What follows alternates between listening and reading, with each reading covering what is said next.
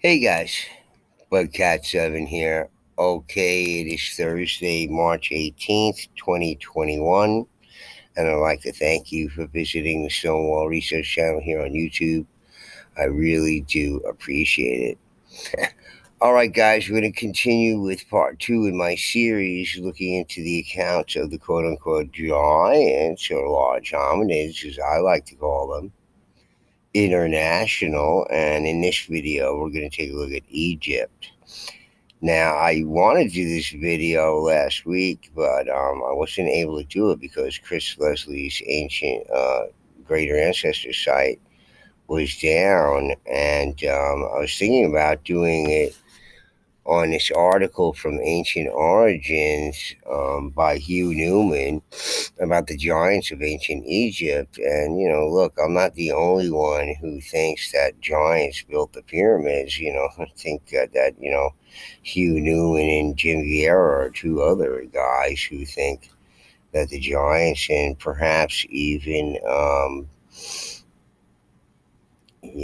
quite a few other people have believed that as well.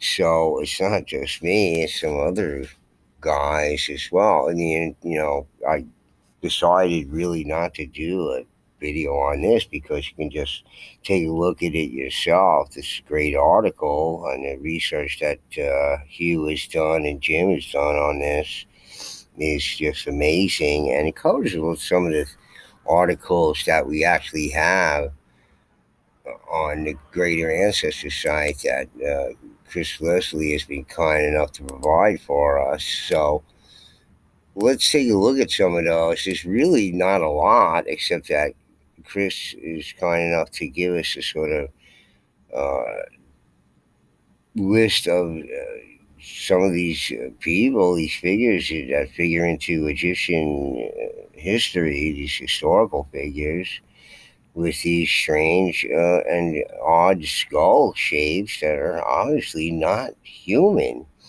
And, this is where, you know, really we get into some difficulty because, are humans, are these people related to humans as humans being the primary species, or are humans somehow derived from these other hominid species that existed in the past? You see, so we always look at these things from sort of Homo sapien centric viewpoint, which is probably a mistake if we want to consider that there were all these different hominids that existed in the past. That would be a mistake on our part. But since that's not believed, then it's just completely that it was just us, and anything else must be some other subspecies or something like that. Well, that's a rather biased perception to have of what may have been. So, and a different sort of past completely than we can ever imagine. And, I did a video on my channel about how Elon Musk said that aliens built the pyramids. And I did a video that said, no, Elon, giants built the pyramids. He's just saying it out of a sort of this whole, controlled opposition rabbit hole that people have gone down. And I feel sorry for those people, on the video that I did, just did on UFOs. I knew I was going to piss off some people. And here I lost two subscribers because, they want to believe the History Channel mainstream narrative, okay? Official denials or official affirmations of it. It's hard to say what's what. They've got everybody confused, but certainly no one looks at it from this angle. And I feel sorry for these people. They're just stuck. They just have been brainwashed to believe these things are facts, and they're not. So as I say, I give more arguments for my side of it than anything, and including, who built the pyramids. So there obviously were these giant humanoids in the past around these areas in Egypt there. So just more affirmation of what the stature of the people who lived in the past that built these megalithic monuments. The Giza Mulhern Giant, male skeleton in the Western Cemetery at Giza, Egypt, dating from the 5th Dynasty, 2494 to 2345 BC. The remains show tall stature and normal proportions. Allometric calculations minimum 192.4 centimeters, approximately 6 foot 4 inches, compared to an average of 168 and 169, approximately 5 foot 6 inches for his contemporary males. It falls above the three standard deviation range for being a giant. Mulher in 2005, these calculations are grossly minimized.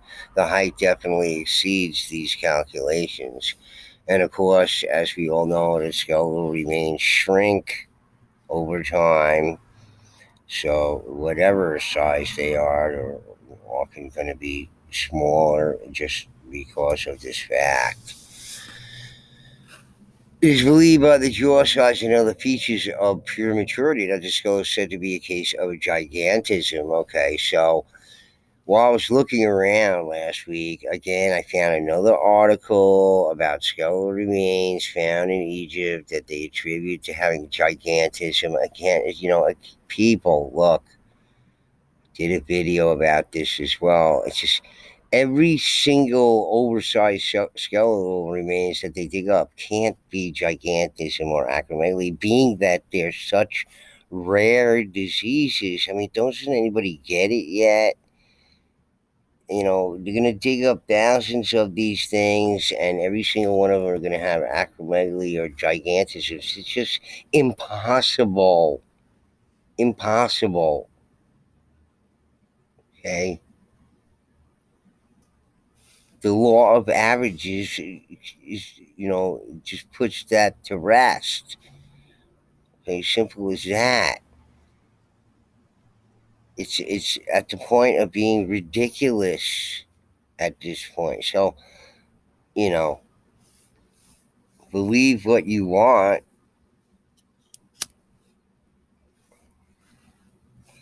but at this point it's reached a stage of just sheer, ludicrousness. It's impossible to believe anything they say. This is not the case. Everything about this skull is oversized. This skull is hidden away by academia. As a human, it is considered to be a case of gigantism. If it was an animal, it would be easier. Academia would just label it an extinct side branch. Obviously, the body is quote unquote missing. That would be confirmation for this giant. As I've stated before, microcephaly is the rule, meaning the body is exponentially larger in size compared to the head. The proportions of the body are not smaller or even equal. The body, through maturity, always outgrows the head. So, that may be true, but I don't think they understand everything that was going on in the past because being that there may have been a different gravity, just all different sorts of metrics have to be understood, okay?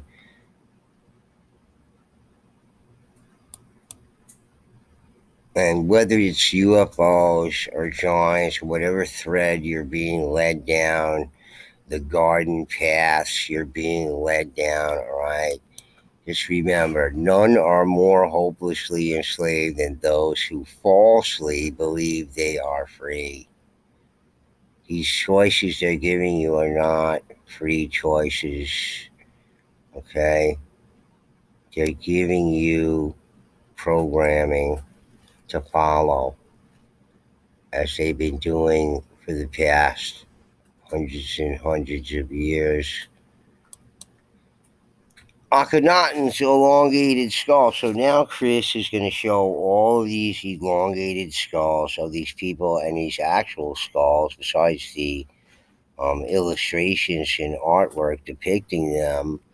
He's going to show you these actual skulls. Akhenaten was an ancient Egyptian pharaoh, reigned about 3,500 years ago, and I guess this is the mummy itself. And again, I guess it deteriorated. That's what's left, the skull. And you can see it's clearly one of these dolichocephalic skulls, these elongated type skulls, long in the back. Okay. Is it human? I mean, obviously, it's not like us.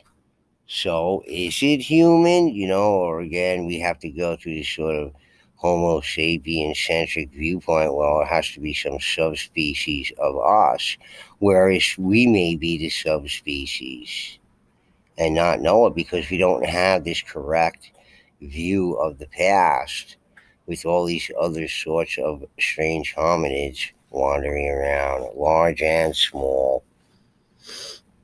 And here Chris just shows more elongated skulls. Tutankhamun's elongated skull again. Oh, he's extremely long rear of the skull, occipital plate, and all this kind of stuff being elongated.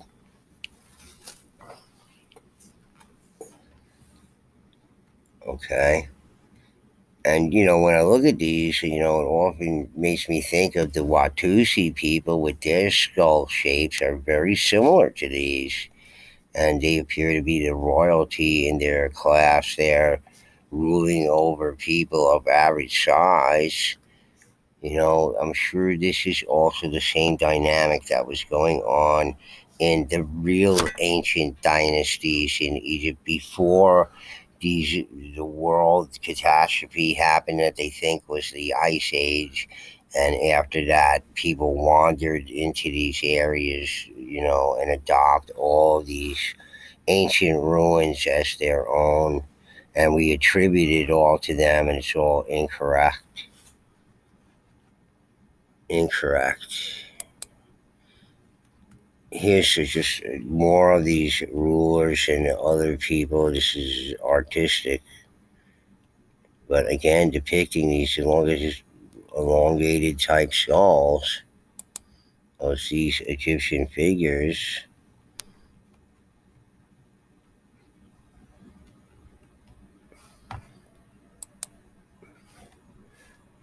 Okay.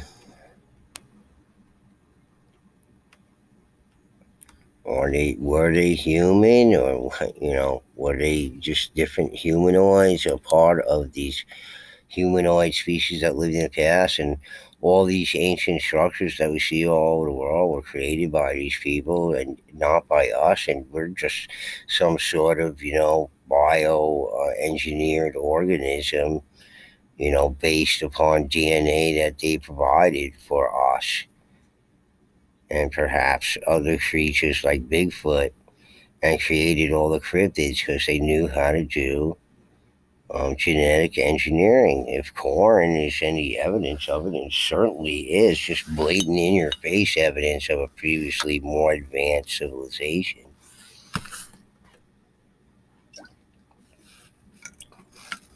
There is no other explanation. It just is. And so, based on that, I just firmly believe of far different sort of past than we can even possibly imagine. But these people could have ruled in a sort of in between time. It's just, who knows, because you have this Sphinx as being much older than thought. So more civilizations of other humanoids into the deep past that could be considered and should be considered into more like hundreds of thousands of years, even more if you go by ancient Indian, Mahabharata and all that stuff. So Vedic stuff. Just more of these depictions of these people with these elongated skulls from the early Egyptian dynasties. Why would that be? from the early ones, and then they got all normal later on. You know, they even know they're dating these things correctly. Are they? Just there's so much evidence that carbon dating is off and tree ring dating is off. It's just here's this giant Egyptian finger. These are the things that Hugh Newman and Jim Vieira point to when they're doing their research. But here it is on Greater Ancestors here. Okay, so I wanted to credit the first article that broke the story of the 15-inch giant Egyptian finger. So here's the original article by BILD, they're verbatim, 38 centimeters long, 14 and 61 and 64th inches, so 15 inches. Exclusive photo shows the secret of spooky finger from Egypt was one of the puzzling finding a giant creature. To whom does the monster finger belong? The mummified bones found looks as if it had been chopped off with an axe. What on earth is that? In the photo, you can see a giant, creepy finger. You will recognize it almost immediately, but it must still look. You must still look twice. Seems to be chopped off at the bone as of an axe, and very, very old, mummified here and crumbles, torn, leathery skin, divided loose nail. Yes, indeed, the gruesome relic seems to be a finger, but huge. That says 38 inches long. So, who knows? You just can't make sense of this article's not translated right, but we know and giant research of these fingers, this finger being around. And is it real? And if it is real, it must have belonged to a mighty big guy. I'm not going to read this whole thing because it's really just chopped up. But interesting, this huge finger, this one of these mummified fingers of one of these giant peoples that existed in the past that we talked about so many times on this channel all over the planet. So, just is it real? Maybe. Have they done tests? They want people, private parties hold it, they won't allow it. Skeleton 7 foot 8 inch to 11 foot 1 inch. Foot Najar Dafard. Prehistoric Egyptian giants in 1881 when Professor Timmerman was engaged in exploring the ruins of an ancient temple of Isis on the banks of the Nile, 60 miles below Nahar Dafad. He opened a row of tombs in which some prehistoric race of giants had been buried. The smallest skeleton out of some 60 odd, which were examined during the time Timmerman was excavating at Najar Dafad, measured 7 feet and 8 inches in length, and the largest 11 feet and 1 inch. Memorial tablets were discovered in great numbers, but there was no record that even hinted that they were in the memory of men of extraordinary size. It is believed that the tombs date back to the year 1043 BC, which I highly doubt. And I think what they're talking about is this account that was reported, and this is late 19th century. But it's well written and a fascinating account. And they come upon these rather large remains, these 11 footers. And again, guys, if these are like 11-foot people or larger, or even around that size, putting together large stone structures is going to be certainly different for them than it is for us. Their perception of it and how they would accomplish it is going to be different than we can conceive in our own minds. You see, so it's you have to sort of extrapolate in a way to understand it all, and um, I think if it's in this one or one of the accounts I was reading at the size of the brick that was used, yeah, I can't believe it's in this one too. Like they the size of the brick that was used is like 20 inches by 9 inches or whatever. This could be a standardized type, size for these type of bricks. So what is the standard based on? Is it the foot size, like our foot, the 12-inch foot, and why the 12-inch foot? It seemed to be like more like 18 inches for the cubit for the Egyptians there, and perhaps into the further past, it could have been larger. So you have to consider all these things. These things sort of morphing into different sizes as people devolved in size over time. There's the train.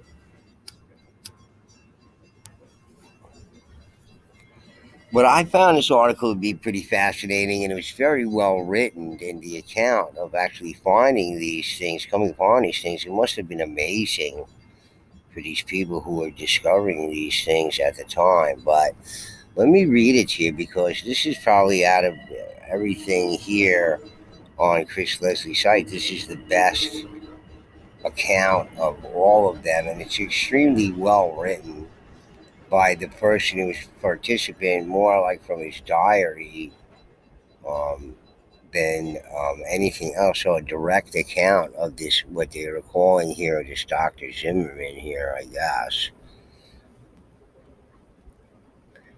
Fresh excavations in Egypt, the discovery of an ancient temple of Isis, and unknown methods of burying the dead.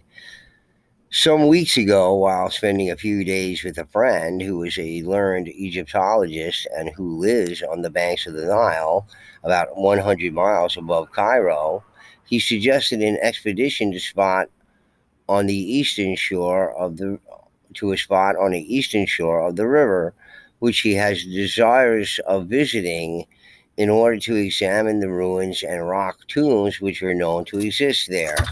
I gladly assented to the proposed trip, and we deemed ourselves well rewarded for our pains.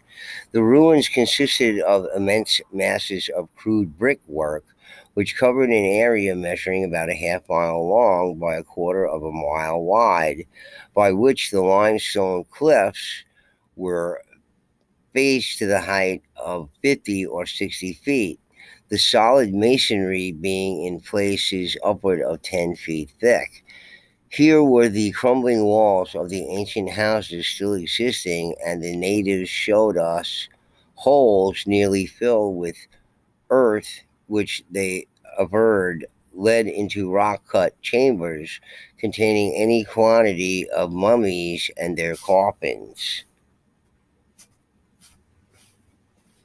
All attempts to enter them at the time proved more or less abortive, as the entrances were too small to admit even a thin man without the risk of being jammed and suffocated.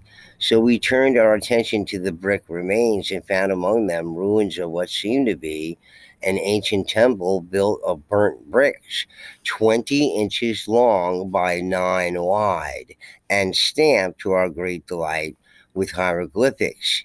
These, my friend who reads hieroglyphics like English, translated as follows: High Priest of Amun Pinajim, protector of the great sanctuary of Isis.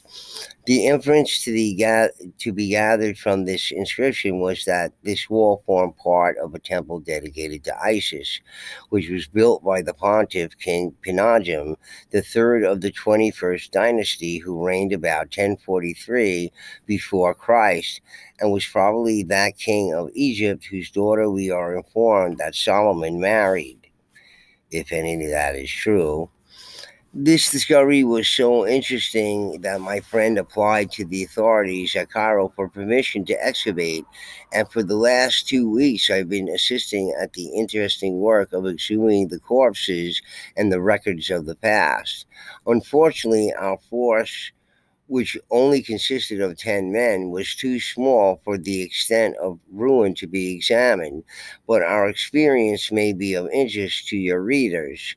We began by digging a pit at the base of the masonry faced cliff, as it was probable that it was undermined by rock tombs. We had no particular indication to guide us, but our conjectures proved correct. And after digging down about 3 feet, we came upon some mummies coffined in cradles of palm stems. This was in itself a discovery, as so far as I am aware, it is the only case which has yet occurred, and the records of Egyptian investigation in which the bodies were buried so near the surface of the earth, and in which this primitive method of sepulture had been resorted to. On cutting loose the palm stems, which had been beautifully sewn together, we took out the body, with the wrappings of which still remained in a state of extraordinary preservation. The long flax ropes which had corded were as strong as the day that they had first been used. Then came yards of strong linen wrappings, which we carefully unwound. The inner wrappings were of finer material, but those nearest the body were black and rotten, and presented a charred appearance. This arose from the fact that the rude method of embalming had been resorted to of plunging the corpse into boiling vitamin, which destroys the flesh. The result was that there was nothing but black skin drawn tightly over the bones, and a great quantity of black material which all crumbled at the touch. It was evident that the people buried in this rude fashion belonged to the poorer classes, who were not able to afford the more expensive process, which in some cases have preserved the bodies in a perfect and almost lifelike condition. In one instance, we found, nevertheless, an almost perfectly preserved foot, and in another, a quantity of long black hair. After examining several of those superficially interred mummies, we dug down till we got below them, and about 8 feet from the surface, we came upon the rock where there was an opening beneath it. This we cleaned out, and I scrambled down, well provided with candles, to investigate. For the first few yards, the passage was so low that I was obliged to lie perfectly flat upon my face and wriggled along. But after a little, I could get upon my hands and knees. This was rather a relief, as I was crawling among bones and skulls, which were strewn about in great confusion. There was curious faint odor pervading the place, devoid of all taint of corruption, but the reverse of invigorating. As I scrambled along the passage went from one low cave into another, and and the something of sarcophagi which had been broken, and fragments of the wooden coffins which they had contained were lying about. I think slates of sarcophagi which had been broken. It was evident that at some very remote period in the past, the whole series of chambers of traversing had been broken into and rifled, in the hope, possibly, of finding treasure.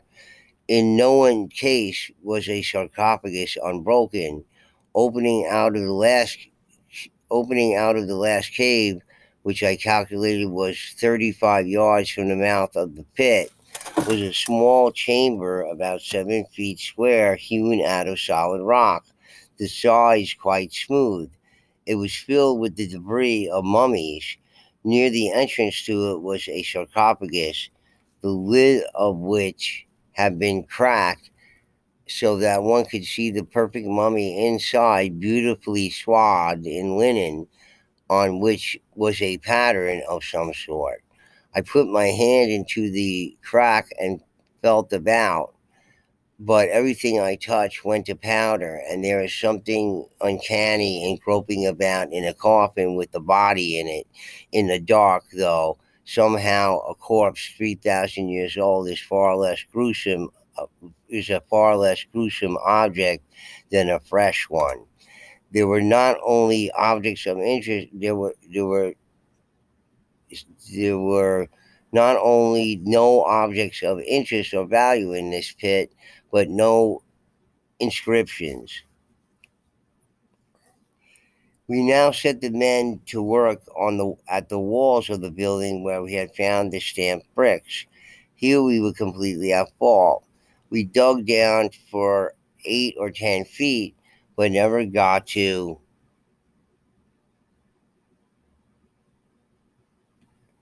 the end of the bricks. We opened parallels, but in whatever direction we went, it was all solid brick. The only difference was that after going for a certain distance, we came upon crude brick unstamped. But we soon became convinced that the structure was solid throughout and was either the commencement of a pyramid or the huge pediment upon which the temple had been placed. For that this was a spot which at one time had been a center of ISIS worship, we had additional testimony in another inscription which we found on some of the bricks. On one side was the ancient name of the town, Isambet, or Isis of Heb, and on the other, Raman Cheper, the name of the fourth pontiff king of the 21st dynasty. So, to me, it's interesting that they had the stamp brick, then they came upon more crude brick. Could it be that this was a repair to a much older structure? Could be. Just saying. The fact that the town took its name from the goddess and of the grand sanctuary of Isis being stamped on the bricks rendered it pretty certain that if we could only find them, the remains of a temple must be buried in the mounds of potsherds and brick bats with which the area was covered. This was the more probable as the something of a solid brick which crowned and faced the cliffs must have been the wall of the temple enclosure, which at the time served as a fortification for the rest of the town.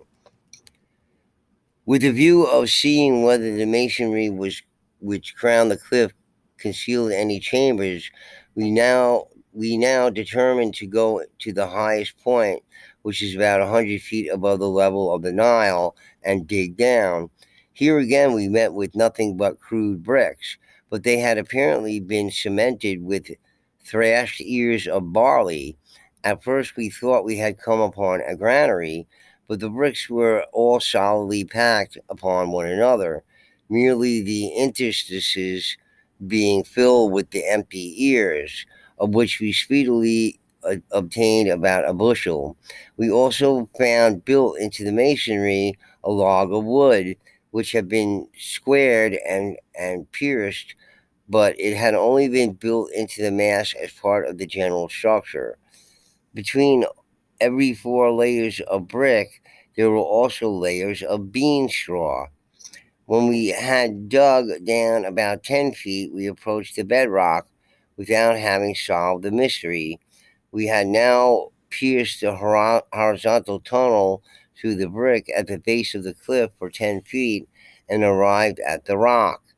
We had done the same vertically on its summit with the same result, and we had run both vertical and lateral shafts into the mass of stamp bricks on its shoulder without ever coming to an end of this solid masonry.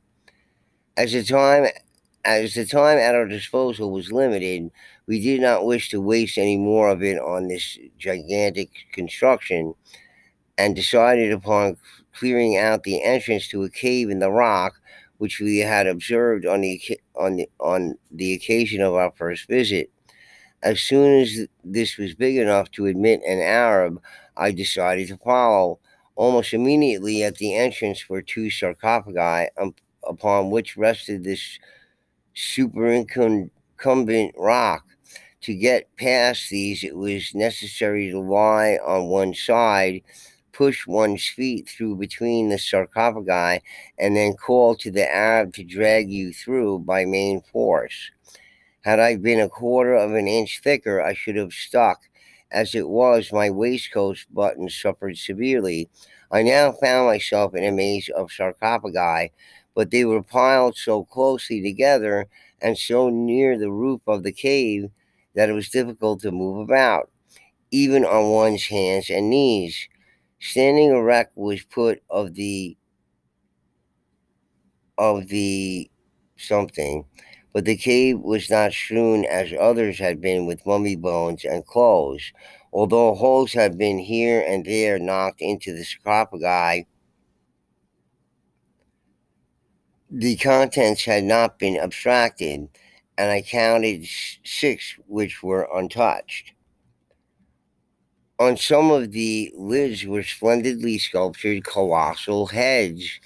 The finest of these was so wedged in beyond the others and so near the roof that I could only examine it by pushing myself over the intervening sarcophagi in a prostrate attitude until I was lying right on top of it. There was something at once solemn and grotesque in thus finding oneself with one's face about 6 inches from the majestic bearded physiognomy of an ancient Egyptian on his own coffin lid. Here he had he been reposing, staring in the calm and dignified manner into futurity for the last 3,000 years, till I came with my prying inquisitiveness and 19th century irreverence and stretched myself full length on top of him. I almost fancied, as I held the candle up to examine his placid, almost shaped eyes, that they gave me a reproachful wink. We determined, nevertheless, to open some of these sarcophagi, failing to find any other more accessible, and I was dragged back again into the light of day in a bath of perspiration, and not a little exhausted by my efforts. 2 days after, a cave was found much more easy to access and full of untouched sarcophagi. In this we found three alabaster canopian vases. There should have been four, but one was missing. They were usually placed two on each side of the sarcophagus of a distinguished personage to hold his heart, intestines, and viscera. They were about a foot high, and on their covers were carved respectively the heads of a god, a jackal, and a cynocephalus. We also found a small papyrus scroll which had apparently been a charm worn around the neck of a child. We opened altogether six sarcophagi here. One was sculptured a head even finer than the one I had made acquaintance with al- already, and inside was the mummy of a giant. He must have been nearly 11 feet high, with a thickness of skull greater than I suppose possible in a human being. But curious to relate, his coffin contained no inscriptions to denote his personality and rank, nor in any of the coffins that we opened were there any inscriptions on statuettes, rings, or ornaments, which are invariably found placed with the dead. My friend, who is learned in these matters, has been unable to account for this peculiarity, and while it was disappointing in one sense, it was interesting in suggesting possibly a different epoch of sepulture from any which has yet been investigated. We were obliged to were obliged to content ourselves with this discovery and that of the palm cradles, and with the certainty that our researches had established that the name of the place in old time had been Isimbeb, and that a temple must have once stood here of great celebrity dedicated to Isis. With the small force and limited time at our disposal, We regretted that it was impossible to do more, but I feel convinced that the ruins of Izambet and the careful investigation of its massive masonry and rock cut tombs may yet reveal uh, records which would throw light upon an obscure and little known epic of Egyptian history, and an epic of the giants as well. Okay, so it's very interesting that they found these things, and whatever became of these things. And did anybody ever investigate it? And what was this place, okay, where these giants resided in Egypt there? These 11-footer guys, which were found there evidently in this particular instance. All right, who are these people? It's inexplicable, large people today, let alone anybody in the past. Are they all suffering from gigantism? I doubt it. But this is certainly proof that the giants also existed at some times in the past, which we consider that many of the things in Egypt were built during those times. Okay, so who were they built by? Certainly not by the Egyptians today. They're Arabs that came from somewhere else. But who were the original Egyptians? The people of Kemet. All right, were these large peoples found there in Egypt? I think so. And there's a case to be made for it. Okay, so look, did we build all these megalithic things in the past, and are we wasting all our time trying to figure out how we did it when we didn't do it? And all these large unknown hominid species of the past, but they had elongated skulls or other weird type skulls. Okay, we're doing this work, this stone work in the past. Is that what really happened? Okay, so it's just some things to think about here, and Egypt certainly is a place that records these things. These counts are given here, so it seems highly likely that these giant humanoid peoples are the ones that built all of these things around the whole planet that we're trying to attribute to these cultures that only stumbled upon these things at some later period and then tried to replicate their work and whatever customs they could interpret from what they knew about it. Maybe from, stories of their own past that nobody knows about because the history's all jumbled up and messed up and nothing is what they say it is.